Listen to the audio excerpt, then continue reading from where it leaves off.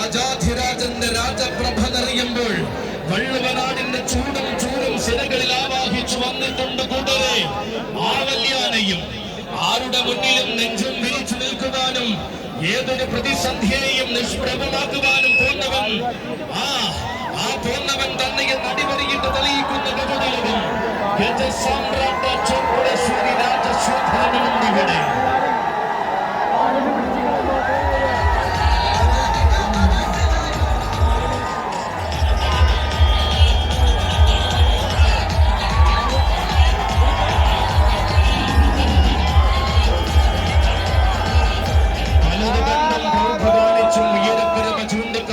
പലരും വിയർക്കുമ്പോൾ ഇതാ ഉയരപ്പെരുമയുടെ അവസാന വാക്ക് രചിക്കുന്നുണ്ട് ഇവിടെയവൻ. സാക്ഷാൽ ഗജരാജൻ, ഗജരാജ ഹിമവാൻ ചിറക്കൽ കാളിദാസൻ. ഒക്കത്തിനൊപ്പം പെരുമയും ഒന്നാകെ പറയുന്ന ഉയരവും തനിക്കും ആയുധമെന്ന് കാണിച്ച് ആ പാപ്പാലപ്പറമ്പിന്റെ കൊമ്പനാനയുമുണ്ട് ഇവിടെ. പത്തരമാറ്റു പ്രൗഢിയിൽ അക്ഷരനഗരി കടന്നു വന്ന പുതുപ്പള്ളിയിലെ സർവാധിപതി ആരണ്യ പ്രജാപതി പുതുപ്പള്ളി സാധുവുമുണ്ടിവിടെ. പട്ടം ചൂടിയ പെരുമയിൽ പട്ടാഭിഷേകത്തിന്റെ നിറവിൽ അവനും നിറഞ്ഞു നിൽക്കുകയാണിന്നിവിടെ.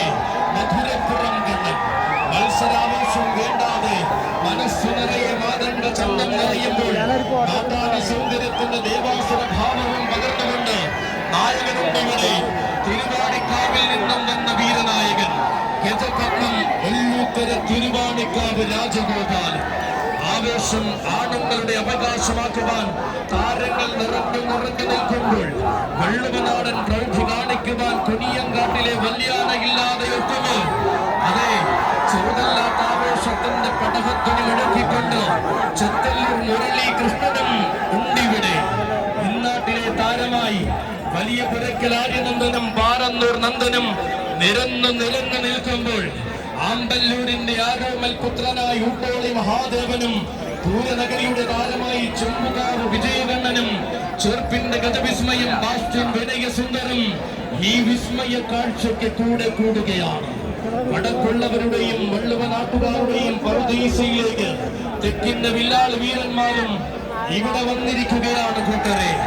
ഉത്തമ സൗന്ദര്യങ്ങളുടെ കന്നഡ രാജാക്കന്മാർ സഖ്യവാരണ വീരൻ മീനാട് വിനായകനും വിശ്വവീര ചക്രവർത്തി പനിയന്നാർക്കാവ് കാളിദാസനും തെക്കിന്റെ ധീര സൗന്ദര്യം പാമ്പാടി സുന്ദരനും ആമ്പാടി മഹാദേവനും